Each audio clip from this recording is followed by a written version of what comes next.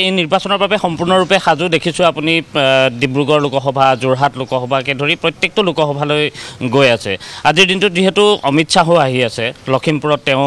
public meeting কৰিব তাৰপিছত তিনিচুকীয়াত তেওঁৰ ৰোড শ্ব' আছে গতিকে কেনেধৰণে গোটেই প্ৰস্তুতিটো আৰু 19 তাৰিখ প্ৰথম পৰ্যায়ৰ নিৰ্বাচনত কেনেকুৱা ধৰণৰ কি দেখিছে চাওক ইতিমধ্যে 19 তাৰিখ আমাৰ প্ৰথম পৰ্যায়ৰ নিৰ্বাচন এই প্ৰথম পৰ্যায়ৰ নিৰ্বাচনত আমাৰ ডিব্ৰুগড় লোকসভা যোৰহাট লখিমপুৰ শোণিতপুৰ আৰু কাজিৰঙা এই পাঁচখন আসনৰ পাঁচখনে ভাৰতীয় জনতা পাৰ্টি আমাৰ মিত্ৰগোষ্ঠীৰ প্ৰাৰ্থী পিপল ভোটত নিৰ্বাচিত হ'ব তাৰ কাৰণে আমাৰ প্ৰচাৰ তুংগত আছে আমাৰ সন্মানৰ বিধায়ক মন্ত্ৰী সাংসদ জ্যেষ্ঠ নেতৃবৃন্দ সকলোৱে সমষ্টি গৈ আমাৰ প্ৰাৰ্থীৰ সপক্ষে মিত্ৰগোষ্ঠীৰ প্ৰাৰ্থীৰ সপক্ষে জোৰদাৰ প্ৰচাৰ চলাইছে আৰু জনতাৰ যিটো উৎসাহ দেখিবলৈ পাইছোঁ জনতা যিদৰে হিল্লোল ভাঙি ওলাই আহিছে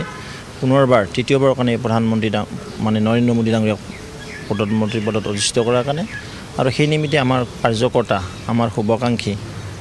আমাৰ হিতাধিকাৰী সকলোৱে একাকাৰ হৈ লাগিছে যে এটাই কথা মোদীজীক তৃতীয়বাৰৰ কাৰণে প্ৰধানমন্ত্ৰী পদত অধিষ্ঠিত কৰিব লাগে সংগঠন কেনেকুৱা ধৰণৰ হৈ আছে এই সময়ছোৱাত আপোনালোকৰ সংগঠন আটাইতকৈ শক্তিশালী য'ত আমাৰ পৃষ্ঠাৰ লেভেলত সংগঠন আছে প্ৰতিটো ভোটাৰ পৃষ্ঠাত আমাৰ পৃষ্ঠা সমিতি পৃষ্ঠা প্ৰমুখ আছে আৰু তেওঁলোকে একানপতীয়াভাৱে লাগি গৈছে নিজৰ পৃষ্ঠাত হাইয়েষ্ট ভোট ভাৰতীয় জনতা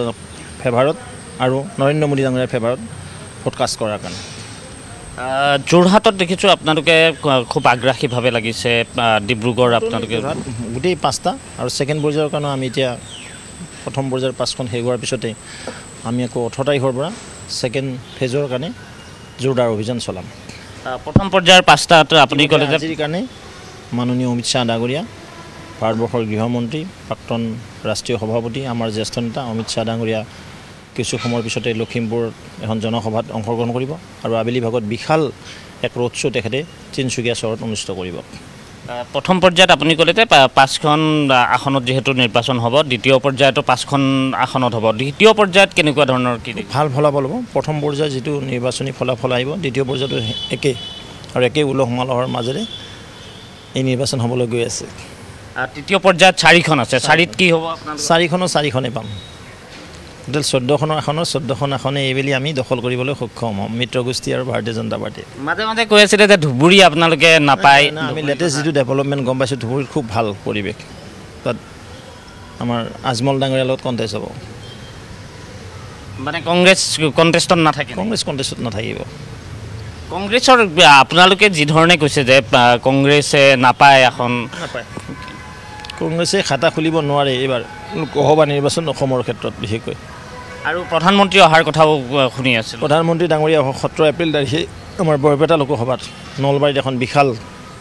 জনসভাত তেখেতে সম্বোধন কৰিব ৰাষ্ট্ৰীয় সভাপতি অমিত জেপি নাড্ডাৰ কাৰণে জেপি নাড্ডাজীও ডেট ফিক্স হোৱা নাই কিন্তু তেখেত আহিব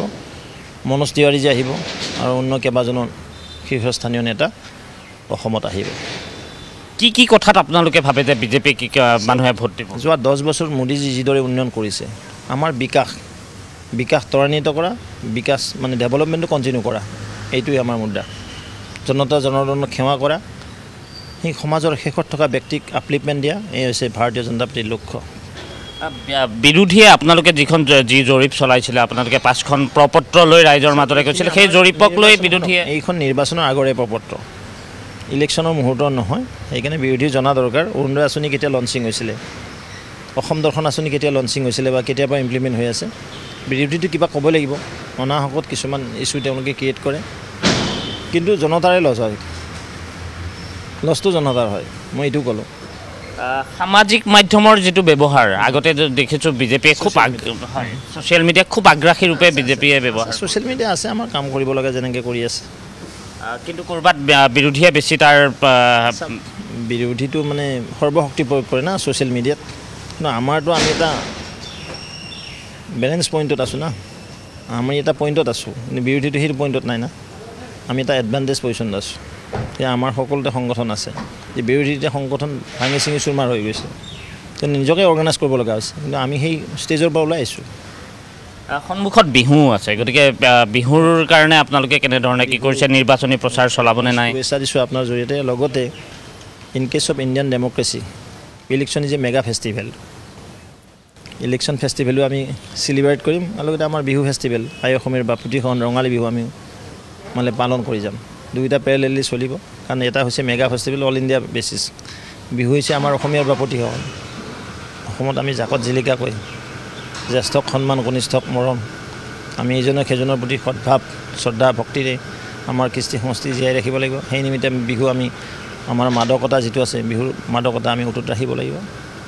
বিহুৰ সময়তে উজনিত নিৰ্বাচন যিহেতু গতিকে সেই সময়ছোৱাত ইয়াতে থাকিব মই ইয়াতে থাকিম কাৰণ আমাৰ নামনিত ছেকেণ্ড ফেজ আছেতো সেয়া ভৱেশ কলিতা আৰু ভৱেশ কলিতাই কৈছে যে প্ৰথম পৰ্যায়ৰ নিৰ্বাচনত 5খন আসনত তেওঁলোকে 5খন আসনেই দখল কৰিব দ্বিতীয় পৰ্যায়তো তেওঁলোকে 5ৰ ভিতৰত 5 আৰু তৃতীয় পৰ্যায়তো পূৰ্বতে যেনেধৰণে ধুবুৰীৰ কথা তেওঁলোকে মাইনাছ কৰিছিল ধুবুৰীক বিয়োগ কৰি ৰাখিছিল এইবাৰ কিন্তু তেওঁলোকে কৈছে যে ধুবুৰীও তেওঁলোকে দখল কৰিব কিন্তু সেয়া অৱশ্যে সময়ে ক'ব যে ধুবুৰীৰ ক্ষেত্ৰত কেনেধৰণে কি হয় কাৰণ নগাঁও কৰিমগঞ্জ আৰু ধুবুৰী এই তিনিটা সমষ্টিত যদি আমি চাওঁ তেনেহ'লে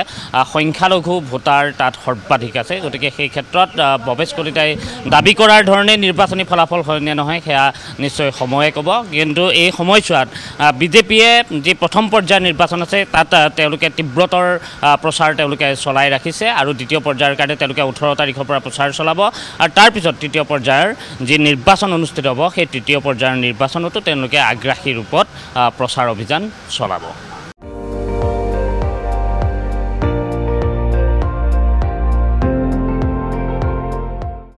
আপুনি চাই আছে ND24